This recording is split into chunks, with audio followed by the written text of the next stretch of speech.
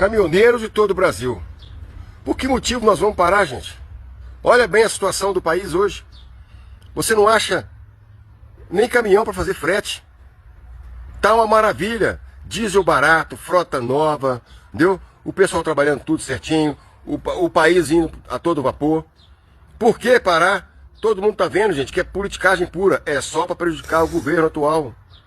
Tentar derrubar o governo atual e para poder abastar cada vez mais esses políticos e esses empresários neoliberais. Não vou fazer isso não, gente. Agora, se você tem alguma queixa, deixa aqui nos comentários. Por que você pararia?